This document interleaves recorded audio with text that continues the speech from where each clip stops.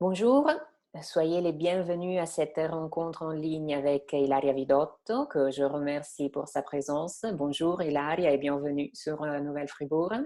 Bonjour Simone et merci beaucoup pour cette invitation. Merci. Je vais vous présenter Ilaria dans un instant, mais d'abord, je voudrais vous rappeler que cette rencontre se relie à un compte-rendu que vous pouvez trouver sur notre plateforme nouvellefribourg.com à propos d'une communication qu'Hilaria a faite le 5 mai dernier en vidéoconférence à l'intérieur des activités didactiques du cours de littérature française du professeur Davide Vago de l'Università Cattolica del Sacro Cuore de Brescia en Italie.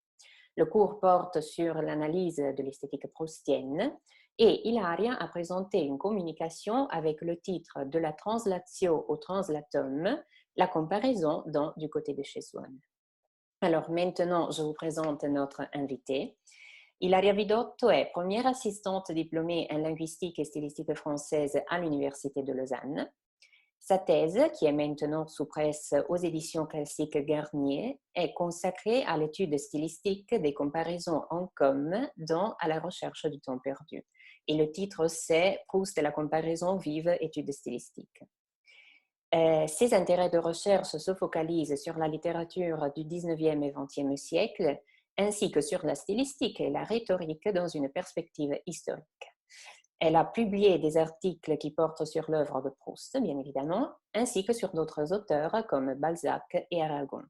Et pour conclure, elle est membre du comité de rédaction de la revue Quaderni Proustiani et secrétaire de rédaction de la revue Francophonia. Aujourd'hui, elle a accepté de répondre à 3 questions que la rédaction de Nouvelle Fribourg voudrait lui poser à propos de ses recherches. Donc, Ilaria, si vous êtes d'accord, nous pouvons commencer avec notre première question et comme ça, je vous cède la parole. Merci. Alors, pour commencer, une question d'ordre un peu plus général, c'est-à-dire, y a-t-il une raison spécifique qui vous a poussé à orienter une partie de vos recherches sur Proust? Je pense à une passion personnelle ou bien à l'exemple d'un critique célèbre. Alors, merci pour cette question, qui m'invite à, repenser à mon parcours de lectrice, hein, d'abord. Mm. Parce que ma première rencontre avec Proust remonte à, mon année de terminale.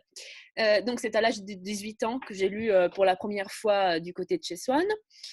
Et alors, il serait peut-être inexact de parler d'un coup de foudre, hein. Mm. Souvent, quand on pose la même question à des grands spécialistes de Proust, ils répondent par un petit peu par cette idée de fulguration face à la lecture de Proust, à un âge souvent bien plus précoce que le mien. Mais alors, pour moi, aujourd'hui, hein, je reconnais que bien des aspects de ce texte, donc du côté de chez Swann, ce texte éblouissant, m'avaient échappé à l'époque. Et en même temps, ce sont sans doute la complexité, la richesse du texte qui m'ont poussé à lire petit à petit les autres volumes de la recherche, presque comme un défi que je lançais à moi-même. Je me souviens que je m'étais dit, j'en lirai un volume par été. Mm. Euh, Bon, et au fur et à mesure donc, que j'avançais dans le roman et que je reconnaissais à quel point les réflexions, la sensibilité de Proust me touchaient, à quel point Proust parle en fait d'eux et à nous tous à travers la trajectoire de son héros. Cette lecture de plus en plus passionnée s'est transformée en un désir d'aller plus loin. Et donc, au moment d'entreprendre ma recherche doctorale, j'ai su tout de suite, hein, que mon travail porterait sur Proust. C'était inévitable pour moi.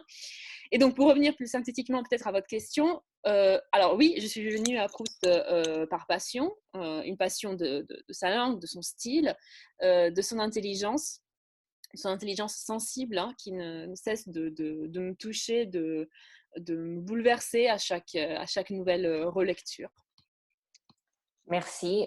J'imagine que plusieurs de nos lecteurs partagent vos impressions. Notre deuxième question, selon vous, quels sont les enjeux majeurs et aussi les difficultés principales que l'on rencontre lorsqu'on aborde l'étude de la recherche d'un point de vue stylistique? Alors, Il faut dire que déjà, les études, les monographies critiques consacrées à la recherche, consacrées à Proust, sont vraiment légion. Donc, je pense que c'est l'un des auteurs de la littérature française qui suscite le plus d'analyses, d'études avec des approches très, très différentes.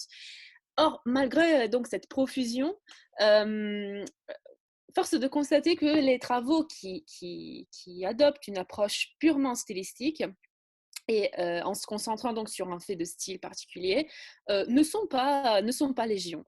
Oui. Et les stylisticiens proustiens forment sans doute un petit comité. Je pourrais citer quelques noms par le passé, les figures la figure pionnière de Jean Milly, qui a vraiment ouvert la voie à des études de la stylistique proustienne. Aujourd'hui, des chercheurs confirmés comme Stéphane Chaudier, comme Isabelle Sersa.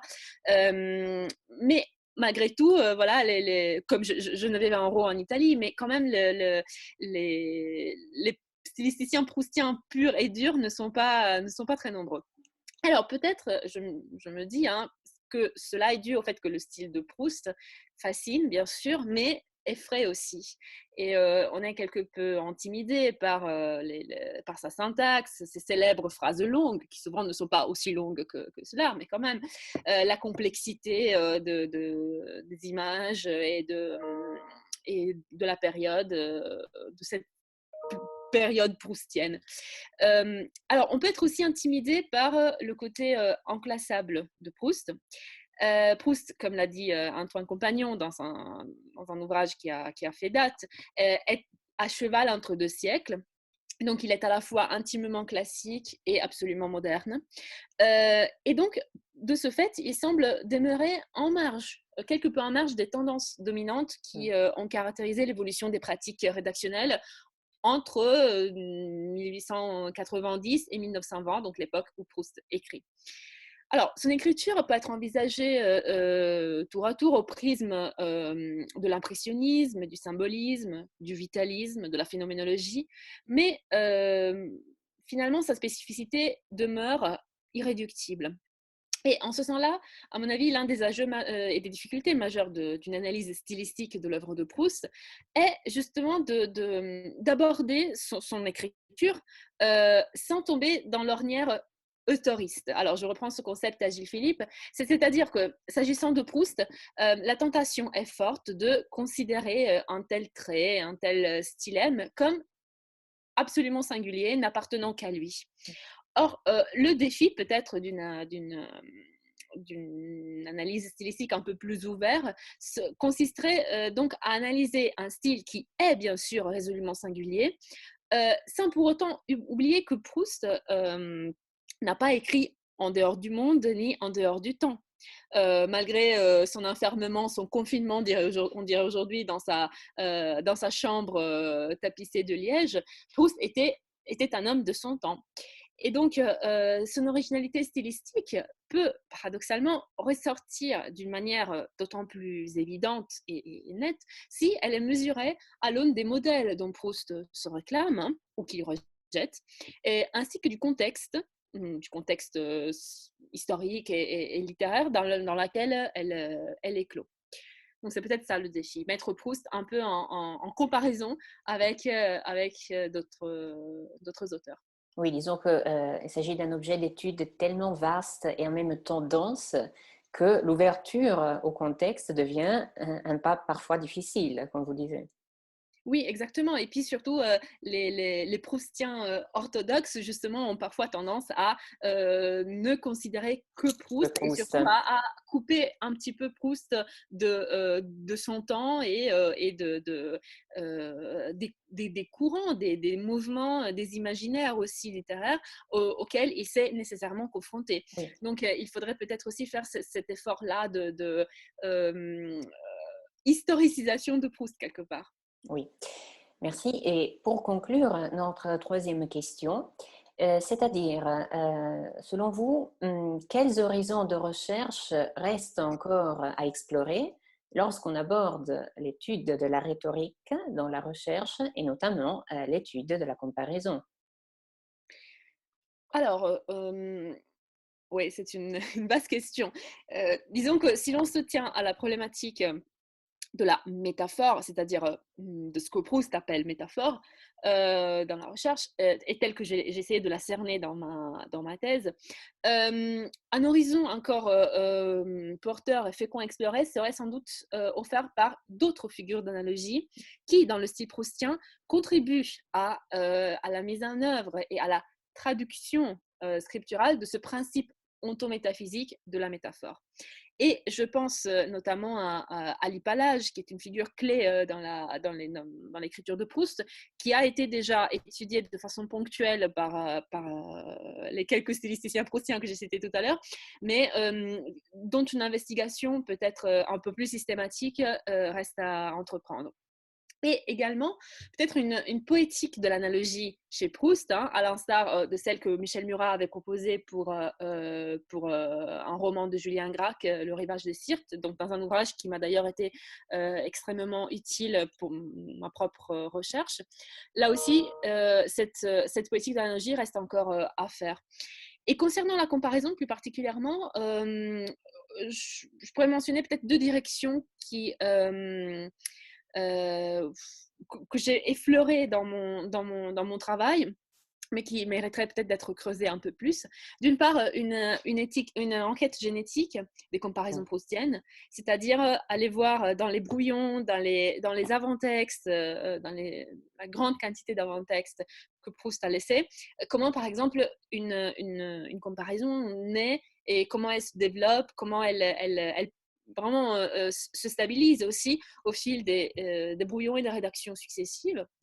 Et autre point, peut-être une enquête plus élargie aux autres configurations comparatives, parce que je me suis tenue dans mon travail aux configurations en com, qui sont de loin les plus nombreuses, mais peut-être qu'on pourrait aussi élargir le spectre aux occurrences qui sont signalées par d'autres outils que le relateur com.